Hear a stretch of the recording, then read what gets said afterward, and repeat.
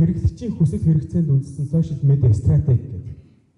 Уг нь бол энийг бүр ингээд цогцоор ярих юм бол саяны Twitter, Facebook, LinkedIn одоо бүхэл төрлийн мэдээллүүд бол орж иж цогцоор байгаа. Гэхдээ манай өмнөх бэлтгэгчид Twitter-ыг нэрчлээ, Facebook-ыг нэрчлээ. Тэгээд одоо хайлтын системийг нэрнэ, сонгуулийн стратеги гэдэг ингээд вебсайт гэдэг ингээд ярьж учраас би зөвхөн хэрэглэгчийн хүсэл хэрэгцээнд үндэслэн сошиал медиа стратеги гэдэг ярьж. За, технологи ба хэрэглэгчийн нас гэдэг дэлхийн нийтээр ийм хандлага байна. Дороос нэхлээ. 1900-аас 1960 оны үед бол дэлхийн нийтээр юу тренд болж байсан гэхээр үйлдвэрлэлийн хувьсгал, үйлдвэржилт хувьсгал хийж байсан. Энд бол Ford, General Electric, Boeing, Procter & Gamble, Sony гэх мэтлэн компаниуд бол дэлхийн нийтэд одоо ингээд үйлдвэрлэлийг хөгжүүлэх. За 60-аас 90 онд бол худалдаа, distribution. Энд бол Walmart, UPS, Toyota гэх мэт компаниуд бол манлайлаж одоо ингээд тренд болж байна. Гэтэл 1990 оноос 2010 оны хооронд бол мэдээлэлсэн нэг. Үүн дотор бол Amazon, Google гэх мэт ийм медиа чиглэлээр илүү төлхөө хандлага трендүүд бий болсон.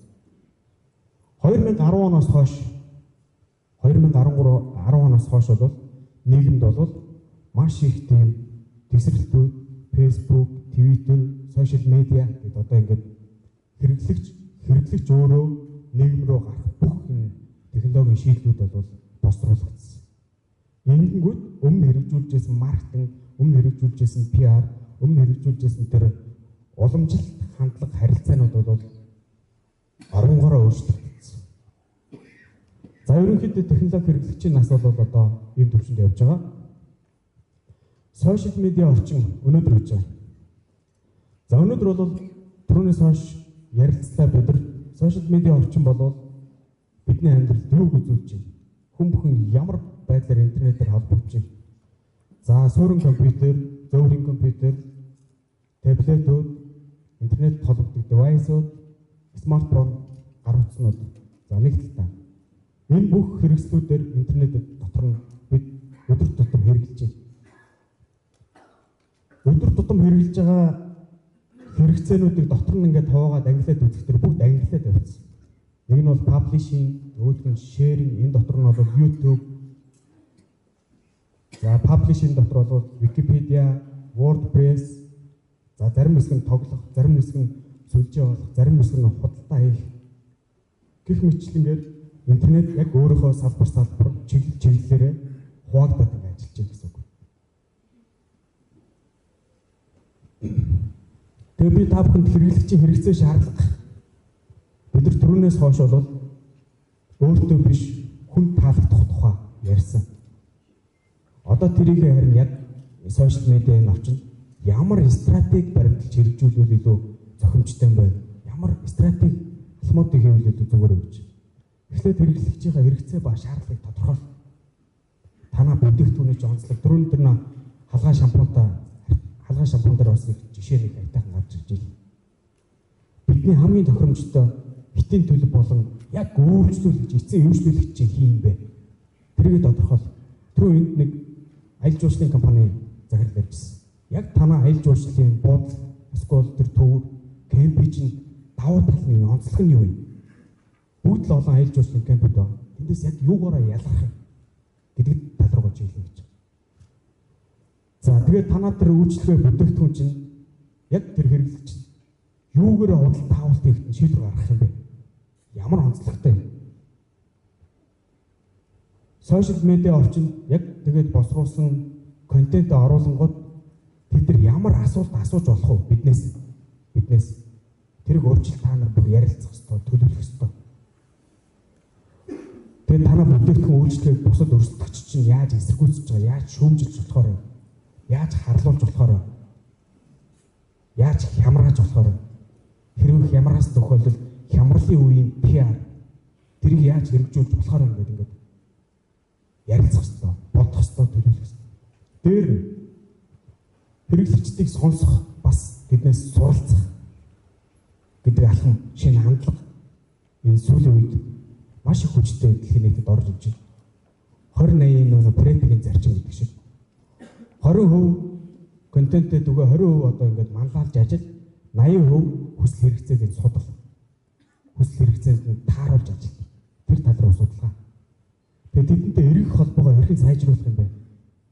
Тэдэнд хэрхэн төрөн шуурхаа цагаа уусан зөв үйлдэл үзүүлэх, реакц үйлдэл үзүүлэх вэ? Тэдэнд хэрхэн зөв контент төрөх үү? Тэдний дэмжлэгийг хэрхэн авах вэ? За, Twitter орчинд яг энийг хэрэгжүүлж байгаа сүүлийн үеийн жишээнүүд бол Монголд бас их төлхөө орж ирж байгаа. Яг би яг нэр дурдах тэр нэг шудраг өрсөлдөй эсвэл бол нөгөө аль нэгийг давуу тал болгосон харьцуулах гэдэг ч юм уу. Тэр тал руу орох учраас би гадны жишээн дээр харж байгаа. AT&T гэдэг энэ одоо жишээл Mobicom шиг манай компани. Тэр компани талаар хэрэглэгч сэтгэл ханамжийн талаар ч юм уу ямар нэгэн байдлаар мэдээлэл өгөхөд тэрэнд маш хурдтайгаар өөр одоо тэр үйлчлэгч өөр бүтээгдэхүүн санал болгох гэдэг ч юм уу. Энэ зүгээр жишээ. Өнөөдөр Mobicom бас иймэрхүү арга хэрэгжилж байгаа. Галгагийн баяр сайхан гэдэг нэг хэрэглэгч. Энэ танаа дата багц чи үнэтэй байна. Би ч гэсэн хэрэглэгч. Үнэтэй байна. Би тийм их том хэрэглээнд хэрэглэдэггүй мөртлөө би маш их мөнгө төлж байна гэдэг ангуут нөгөөтг нь хариулж доотлолт нь манай багц 49500 тэр багц 40500 өөр хариулт байхгүй. Тэгэхээр арай нэг жоохон түрүүн нэг интернет энэ провайдер компаниуд хариулах тэр юмнууд нь их дутмаг байдаг гэдэгтэй адилхан. Яг энэ дээр ямар одоо тийм зөв шийдлийг тэр хүнд ядаж тэр хүнийг бүр 100% эргэшүүлдэг юм аа нейтралдуулж харах ямар боломж байна гэдэг талаар бас судлах хэрэгтэй. За дээр манай бүтээгдэхүүн үйлчлэгээ танд яг хүрж гин үү хүрэхгүй байна уу? Бидний энэ хийж байгаа алхам зөв буруу юу гэдэг талаар яг хэрэглэгчийн эцсийн тэр өөрсдөөс нь санал ав. Тэрнээс хэн нэгэн одоо судалгаанд эсвэл албан бус судалгаанд найдаж санал босруулж дүгнэлт гаргах юм бол энэ чинь өрөөсгөл болно. Тийм болох тэр яг энэ тал руугаа технологиудынхаа шийдлийг ашиглах гэж байна. За тэгээд ер нь бол явж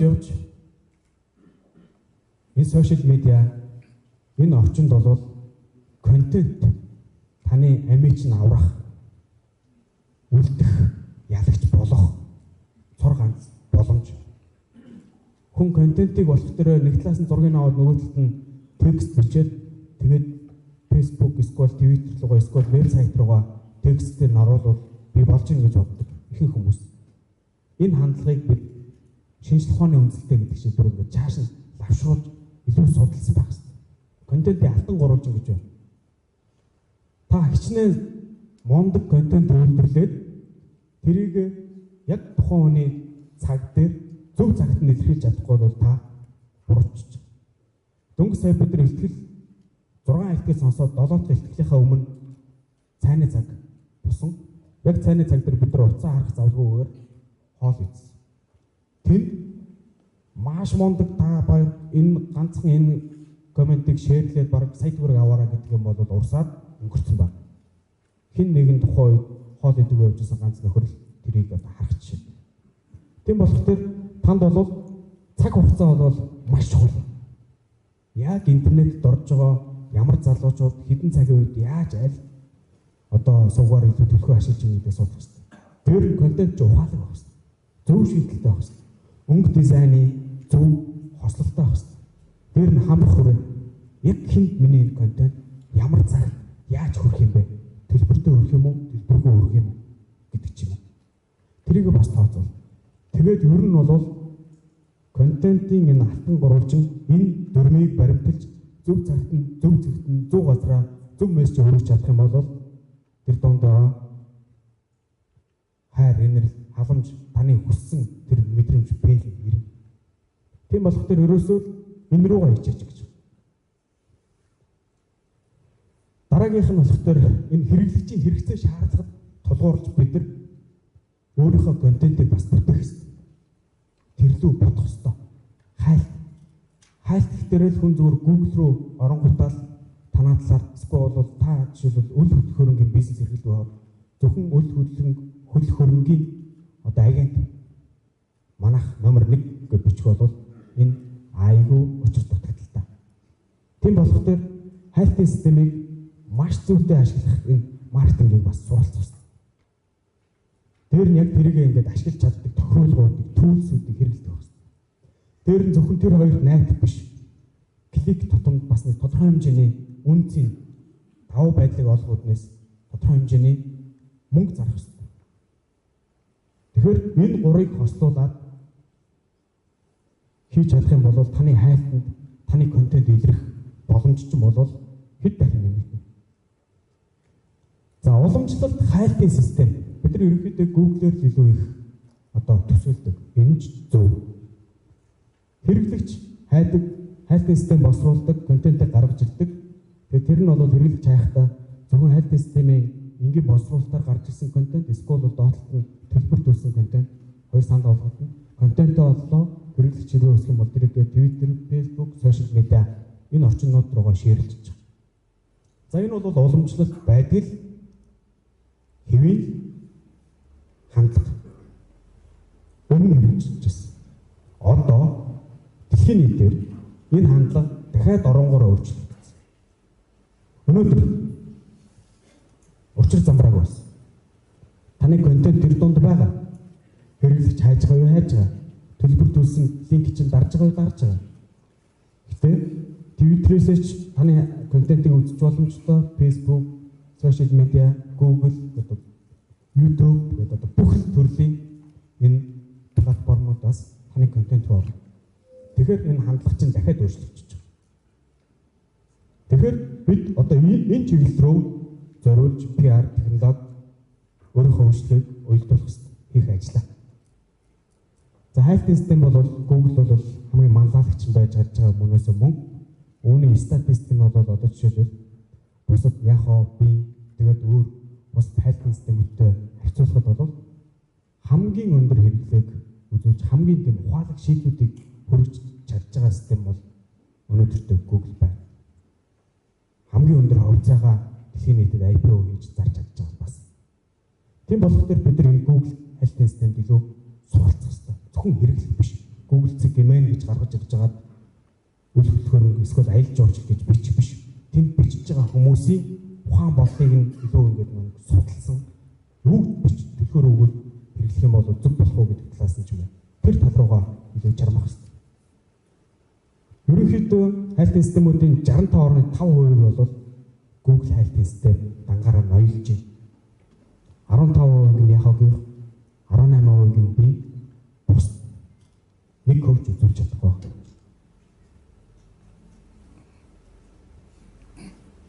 Тэгээд түрүүн би жишээнээр дурдж ирсэн. Одоо таны ямар бүтээгдэхүүн үйлчлэгийг Google дээр шууд хэрэглэгч зураг оруулангуудаа энэ юу вэ гэж хайхгүй. Яг 2% өмнөх хандлага бол дан 2% автомашин эсвэл худалдаа авах, эсвэл байр зарах, эсвэл байр түрээслэх гэж бичдэг байсан бол хамгийн хотын төвд ойрхон, дулаахан бүх шийдлүүд нь боломжийн мундаг байр хаана байна. Одоо хэрэглэгч тэг бичдэг болсон. Аялахад, амархад үнэтэй биш. Тэгсэн мөртлөө их боломжийн үйлчлэгтэй цэвэр агаартай хотод ойрхон бүх юмнууд нь уялдаа сайтай амралтын газар хаана. 100 хүн цасныхаа байрыг хийхэд цасны өрийг хичээж болно, өөр юмны байрыг хичээж болно. Тэр логистикуудыг багтаасан амралтын газар хаана байна гэдэг. Төлхөр үг нь их том болсон. Тийм болох тэр бид нар контентынхаа тэр төлхөр үг дээр бол анхаарах хэрэгтэй. Тэр бид нар ямар нэгэн компаниар, ямар нэгэн байгууллагаар вебсайтаа хийлгдэг. Бүгд өөр вебсайтаа хийж чадахгүй дүнэн. А тэр хийлгэж байгаа вебсайтаа хүртэл хэрэглэгчийн хэрэгцээ шаардлагыг жинхэнэ бодитоор хангах үс байх ёстой гэдэг дээр та өөрөө бас мэдэх ёстой. Ядаж танай вебсайтын хаягжилт гэж орж байгаа. За энэ бол олон улсад одоо бүр ингээд энийг бол яг тэр вебсайт програм хангамжийн мэргэжлүүд бол илүү мэддэг. Гэтэ энэ хандлага бол одоо дэлхийн нийт хамгийн 100% бол байна гэж тогтоогдсон. Тийм хувьд тухайн хүн ямар нэгэн линкэн дээр биш, тодорхой хэмжээний бүтээгдэхүүн өөрчлөлийн талаарх тодорхой хэмжээний мэдээлэлтэй тийм линкэн дээр дарах итгэл нь илүү өндөр байна. Хамаагүй линк ширлэх биш. Тэгэхээр линктэйгээ таны бүтээгдэхүүн өөрчлөгөө чинь бас уйлдах хэрэгтэй гэдгийг бас анхаарах хэрэгтэй. Тэр хайлтын системүүдэд таны вебсайт, таны одоо тэр үйлчлэгээ чинь хэрэглэгч рүү зориулсан байх хэрэгтэй. Вебсайт руу ч ороход хүн бүхэн одоо вебсайттай, хүн бүхэн одоо Facebook, Twitter бүх юмтай болцсон. Юугаар ондоош танах, юугаар илүү тэрийг тодруулж гаргаж ирэх хэрэгтэй. Тийм болохоор түлхүүр үгүүдээ хамгийн их ашиг, түлхүүр үгийг ашигладаг өлөг болсон зүйл хэдиж энийг бас зөв стратегиэр ашиглаж чадах юм бол танд боломж чинь бий. Танд боломж байна. Тийм болохоор энэ хайлтын системд тохирсон таагуудыг ашиглах, түлхүүр үгүүдийг ашиглах, за мөн дараа нь бол яг тэр програм хэмжийн одоо вебсайтыг чинь гүйцэтгэж байгаа компаниуд манай вебсайтын контент, манай вебсайтын одоо тайтлуудад яг ийм түлхүүр үгүүдийг зааж өгөх бид нар хүсэлтэй байна. Хэрэгцээтэй, шаардлагатай байна гэдгийг та нар өөрсдөө илэрхийлэх зав. Өмнө болох тэр танах аялал жуулчлалын компаниуд тэр тиймэл гэх юм бол тэнд нь Төв Монголын Төв Монголи, Go-To Mongolia гэдэг занаг 10 яг энэ татгцсан үг бүх аялал жуулчлалын вебсайтууд дээр компаниудын яг энэ тайтлд байдаг. Тэгэхээр энийг ондоош шүү. Зөвхөн Монгол нохоон чаргаар аялуулдаг компани. Зөвхөн Монголын хөвсгөл далаад өвлийн дээр тэсгэн хүүтэнд жинхэнэ Ice Challenge-ийг хийлгэж чаддаг компани. Тэхийн нийт одоо тийм ондоошсон үйлчлэгээ, ондоошсон тийм одоо хандлагыг илүү сонирхож ирсэн. Байдаг л нэг аялал биш. Тийм болохоор энэ тал руугаа анхаарах хэрэгтэй. За стратегийн хувьд бол өмнө бол стратеги business to customer, business to business, business to customer гэдэг яг энэ хандлага дээр явж байсан. Одоо бол дижитал стратеги гэдээ ороод ирэхдээ customer to business, хэрэглэгч чинь бизнес рүү чинь анхаарлаа хандуулдаг байсан. Хэрэглэгч чинь яг бизнесийг чинь ингээд сонирхож, хэрэглэгч чинь бүтээгдэхүүн үйлчлэгийг чинь яг ингээд сонирхож, хэрэглэгч хэрэг хүсэхгүй бол чиний бизнес хэмж чи хэнж гэдэг тэр тал руугаа би одоо өөрөө аль телевизийн аль сувгийг үзнэ гэдгийг л өөрөө тохируулж үздэг болсон болохоос ш өмнөх шиг нэг дээр дарахтай үндэс хоёр дээр дарахтай тэргээд өөр сонголт байхгүйсэн биш. Ухраадаг, хадгалдаг, дамжуулдаг бүх төрлийн шийдлүүд нэмэгдсэн. Тийм болохоор стратегийнхаа энэ хандлагыг бас ингээд хэрэглэгч руугаа илүү анхааруулж.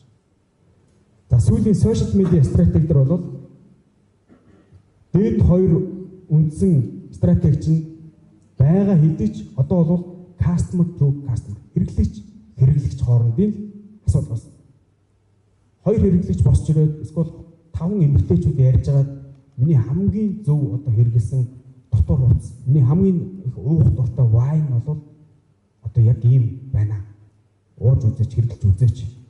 Тэнгүүт цэцгээ үнэхээр ихтгэлтэй надад тэр үйлчлэгээ санал болгосон учраас би цэцгээд итгэж байгаа учраас ямар ч хамаагүйнээс ямар ч хамаагүй цаг хугацааг дамжиж яг тэр бүтээгдэхүүнийг би хэрэглэх хүсэл хэрэгцээ шаардлага бас гарч ирдэг болсон. Тэгэхээр юу гэж нэхтэр чиний бизнес чинь болол тэр дээр байж бизнесийн хэрэглэгч чинь доогуур чинь бужигнаад байна л гэсэн үг.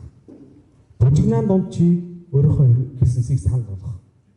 Яг гиндэг зөв тактик, зөв стратеги, зөв зорилго, зөв үйлдэлээр энэ рүү нэвтрэлтэй. Тэгэхээр стратегийн хувьрууд бол шал өөр болсон. Одоо бол дан хэрэглэгчд хоорондын уялдаа, хэрэглэгч хоорондын ярилцлага, хэрэглэгч хоорондын сэтгэл ханамж дээр тулгуурлаж танаа бүтээгдэхүүн үйлчлэгч чинь сонгодог цаг энэ сошиал медиа орчинд бүрдээд байна. Яг үндсэн хуучны одоо тэр телевиз, FM, радио бүх юмуд бол сувгууд байгаа. Гэтэ шинэ хандлага, шинэ эзлэх хувь хэмжээ ч юм бол энэ рүү ороод ирсэн. Тийм болохоор энэ рүү анхаарах. За түрүүнээс хойш би та бүхэнд бас ингээд зөвлөлөө. Ер нь бол хааж утсан контентын их сурвалж гэдэг бол таны үндсэн шийдэл, таны вебсайт, таны контентыг яг ингээд түгүүлж байгаа хэрэглэгчин болоод таны үндсэн гарц. Бид нар вебсайтыг харахад энгийн тэгээд хүн үзэхэд ойлгомжтой тэгээд англи дээр дарахад англи болж ивэл болж ийн гэж ойлгодог байсан. Одоо тэр вебсайтын хэрэгцээ шаардлагын дахиад шинжил татсан байна. Шууд хандлт ихэд бол их энгийн ойлгомжтой хурдан шуурхай гарч ирэх ёстой. Нэмэлт хандлт тодорхой хэмжээний төлбөртүүлээд өөр сувгуудаар одоо давхар юм хандлт авахд тэр нь бас ингээд их хөнгөн энгийн ойлгомжтой нэвтрэлт хийдэг. Тэр имэйл маркетинг явуулахад тэндээс буцааж ингэж түүнтэй уялдах, контентүүд чинь уялдах тэр хандлага бас их сайн байх хэрэгтэй. Дээр нь дэлгэцний сурталчилгаа болон дэлгэцний харагдах байдал user friendly interface гэдэг ярьдаг. Хэрэглэгчид харагдахад нүдэнд ядаргаагүй, цэвэрхэн, олон өнгө ашиглаагүй, энгийн ойлгомжтой гэдэг ч юм уу. Төлбөртэй хайлтанд танай вебсайт илүү тийм одоо гарч ирэх магадлал нь илүү өндөр байх хэрэгтэй. Төлбөргүй энгийн хайлтан дээр саяны дээр төлхөр өгүүдийг тэгээ зөв газар зөв зэгтэн байршуулж чадсан байх хэрэгтэй. За энэ бол суур одоо байх шин шаардлага. Тэр мобайл платформ. Мобайл руу танах веб чинь бүх юм чинь хөрвж чаддаг байх хэрэгтэй. Тэгвэл та хэрэглэгчдийнхээ 50-аас дээш хувийг мобайл энэ смартфон хэрэглэнээс хасагдана. Тэр байнга анализ хийж байгаа. Танаа аль контентыг аль улсаас хаанаас хэдэн хүн хэдэн цагийн үед ямар зорилгоор илүү хандав. Тэн дээр ямар үйлдэл үзүүлв. Тэгж олон мянга хандсны дараа танаа яг тэр бүтээгдэхүүн чинь яаж борлуулалт нэмэгдв сайжрав гэдгийг та нар өөрсдөө хянах боломжийг нь Google Analytics гэдэг тусдаа түүл босруулаад өгсөн. Энийг ашиглах хэрэгтэй. Энэ бол танай вебсайтын хувь заяаг жинхэнэ ямар нэгэн орчуулгүйгээр жинхэнэ ямар нэгэн одоо нэмэлт хачиргүйгээр танд скол бол маш сайн байна. Скол яг хөтэй скол маш муу байна гэдэг чинь шууд хэлээд өгч. Тийм болохоор энэ тал руу маш сайн суралцах хэрэгтэй. За сүүлийн үед жишээлбэл энэ Oracle гэдэг компани хэд одоо энэ мэдээлэл технологийн салбарт storage одоо энэ хадгалалт тэгээд технологийн шийдэл дээр одоо гаргаж Oracle гэдэг компани баримталж байгаа стратегийнх нь нэг юм кейс байна. Энэ хүсэл хэрэгцээ гэдэг чинь бас хязгааргүй болж эхэлж байна. Нэгдүгээр юу хүсэж байгааг нь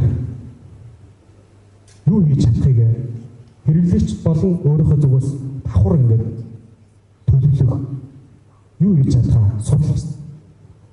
Хоёрдугаар хэрэглэгчийг судлах ёстой бидний бүтээгдэхүүн үйлчлэл зах зээл рүү гарахад яг өнөөдрийн байдлаар ямар жин дарах юм, ямар үзүүлэлт үзүүлэх юм гэдэг байдлуудыг судалсан байна. Хамгийн зөв хувилбараа сонгох. Тэр лугаа хөрөнгө оруулалт хий. Тодорхой хэмжээгээр мөнгө зар. Тэрийг хүлээн авах сувгууд руу зарцуул, түүнийг хэрэглүүл, түүн дээр засвар үйлчлэгээ сайжруулалтыг нэм. Тэгээд өөр шин санаачлагууд юу байхаар вэ?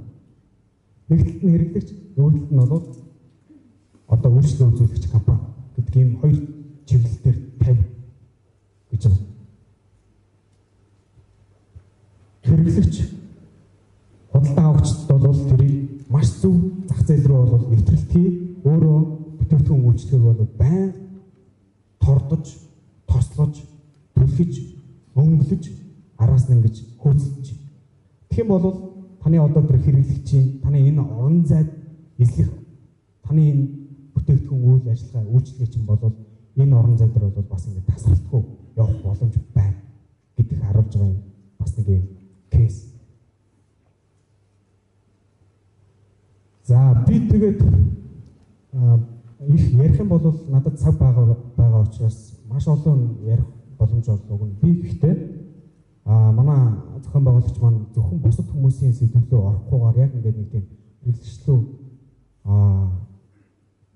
ихтэй бэлдэрэй гэсэн учраас ерөнхийдөө нэг хэрэглэгчийн хэрэгцээ, хүсэлт хэрэгцээ шаардлага үндэслэн стратеги бол саяны зарчмууд нь бол энгийн ойлгомжтой тодорхойлоод хэрэгжүүлэхэд бол боломж байна.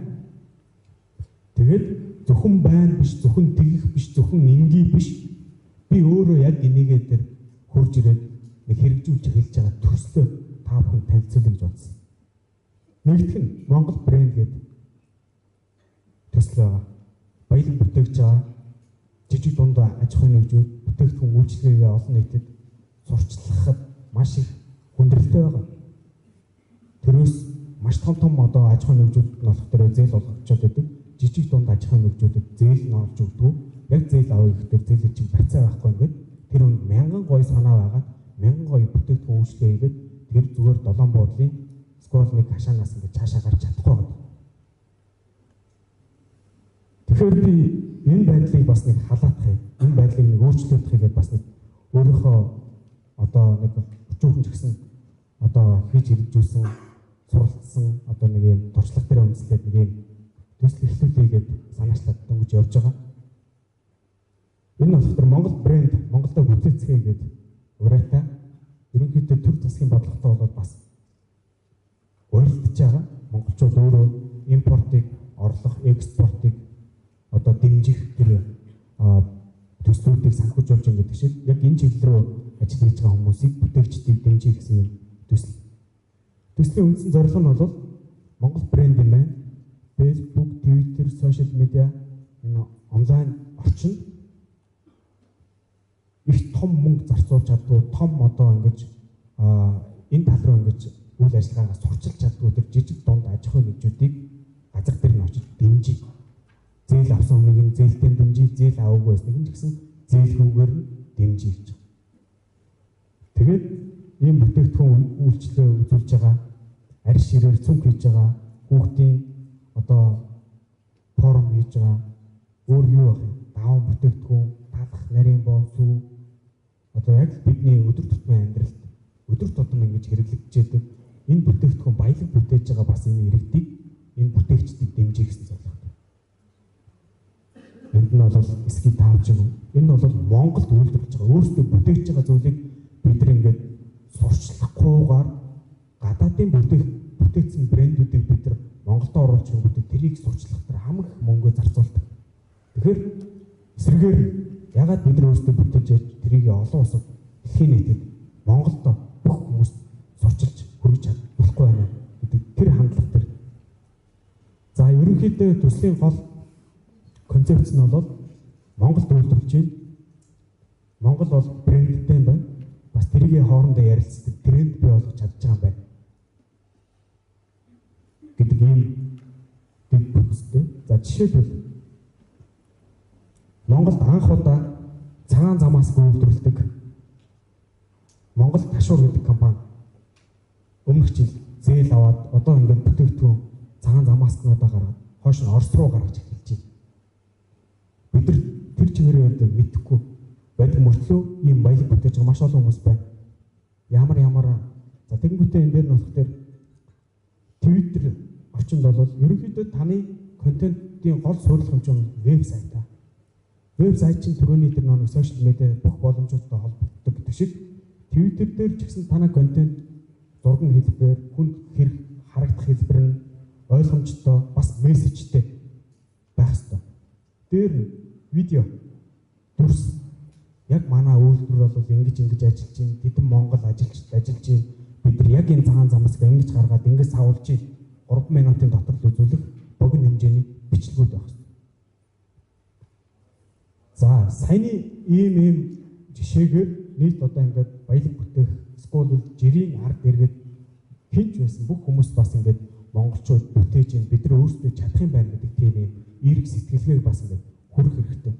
Хэн нэгэн хэсэг хүмүүс бүтээдэг нөгөө хэсэг нь болохтой зүгээр хэрэглэх биш. Сэтгэл хангамжтай байх биш. Монголчуудаа итгэдэг биш гэдэг тийм одоо муу зуршлуудыг бас нийгмийн төвшөнд ингээд одоо зөв болгоход нь бол бас ингээд жижигэн ч гэсэн хой нэмэр оруулъя гэдэг явж байгаа. За сошиал медиа хуудас хөгжүүлэлт яг нэг таны бүтээж байгаа бүтээгдэхүүн үйлчлэгээ бүх юм чинь бол брендингтэй байх хэрэгтэй. Брендинг. Facebook дээр нэг өөр өнгө төрхтөө, Twitter дээр нэг өөр, вебсайт нэг өөр, бичлэг тэр нэг дүрс чинь бас нэг өөр байх юм бол энэ хүн төрх брендинг яг нэг юм одоо хэлбэршүүлэх талаас хүрэхгүй. Тийм болохоор бүх газар газар яг л нэг юм зүйлүүдийг тогтмол ашиглаж байна. Вебсайтын хувьд ч гэсэн, Твиттерийн хувьд ч гэсэн, одоо Фэйсбүүкийн хуудасны хувьд ч гэсэн яг л нэг тэгэл Монголд бүтээцгээ гэдэг өрөөтэй байна. Монгол брэнд юм байна. Биш энэ ороод харангууд одоо эсгийн тавч гүйлдүүлж байгаа, эсвэл цагаан замаас гүйлдүүлж байгаа, эсвэл бол сургуулийн ширээ сандал хийж байгаа. Яг тийм олон нийтэд ингэж гараад байдаггүй мөртлөө хүрэх зайлшгүй шаардлагатай тэр сегментүүдийг дэмжиж. За бичлэг YouTube дээр ч гэсэн яг л адилхан юм толгойтой тэр дотор нь одоо жишээлбэл хэмэл чулуугаар ингээд хавтан үйлдвэрлэж байна. Одоо монголчууд өөрсдөө нэг гутлаа бэчүүс гэдэг гутлаа үйлдвэрлээд очиж байна гэдэг жишээлбэл. За энэ бол миний одоо яг энэ сошиал медиа энэ орчинд бол бас ингээд хийж байгаа. Ерөнхийдөө нэг тийм брендинг босгож ирэх гэж байгаа тийм нэг юм алхам ажил байна. Дараагийнх нь хоёр дахь санаачлал нь болохоор би түрүүн та бүхэн танилцуулж байсан захим хандив гэдэг нэг юм сан тэргүүлдэг гэдэг. Тэр сан маань болохоор зөвхөн нийгмийн сайн сайхны төлөө өөрийнхөө үйл хэргийг бүтээгэж бол тэр залуучууд руу хандсан. Тэр залуучууд бүгдээ хамтарч байгаад эрүүл мэндийн шалтгаантай байгаа хүүхдүүдийг дэмжиж онлайн энэ платформ дээр fundraising цуглуулдаг, мөнгө цуглуулдаг. Та шууд картнаасаа тэр хүүхдэд 10,000, 5,000, 1,000, 50,000 төгрөг өгөх. Тэр өгсөн мөнгө нь тэр дороо орох. Орсныхаа дараа нөө шилэн дансны хууль гэдэг шиг бүх тэр дансны хуулан болон одоо бүгдийг ингээд байршуулцдаг. Энэ хин гэдэг хүүхдэд хэдэн төгрөг өгөө гэдэг ч юм уу тийм. Тэр бүх мэдээллүүдийг ингээд байршуулдаг. Харамсалтай нь манай Монголын банк санхүүгийн салбарын бас нэг хоорондын нонгийн уялдаанаас болоод энэ жоохон зовсон байдал байна. Нэг банктай гэрээ байгуулад нөгөө үйлчлэгийг нь ашиглаж яхад нөгөө банкны хэрэглэгч яг тэр карт өөрийнхөө банкны картаар гүйлгээ хийх тэр таны картыг зөвшөөрөхгүй байх гэдэг үүднээс зогсчод байна. Тэр юм энэ 2016 онд арилсан. Тэрний дараа бол энэ илүү тийм олон хүүхдэд тусалсан сайн төсөл болж чадна гэдэгт бол би өрөлцөхгүй байгаа. За тэгээд хэрэглэгчийн хэрэгцээ шаардлагад тулгуурлаж үндэслэж бүтээгдэхүүн үйлчлэгээ стратеги босруулж чадах юм бол та яг энэ сошиал медиа энэ орчин манлайлагч байж чадна. Энд тоглогч байж чадна. Тийм болохоор энэ руугаа бүгдээрээ хичээгээрээ энэ бол нэг талаасаа харахад тийм их хүнд хэцүү зүйл юм шиг харагдавч нөгөө талаасаа бол хамгийн энгийн ойлгомжтой амар хэлбэр зүйлээ ашиглаад савчих хэрэгтэй. Тийм болохоор энэ бүх зүйлүүдийг та өөртөө шингээж ажил амьдрал бүтээгдэхүүн үйлчлэгээ олон нийтэд зөв газар нь зөв цагт зөв одоо хүнд нь амжилттай хүргэж чадна гэдэгт би итгэлтэй байна. Анхаарсан баярлалаа.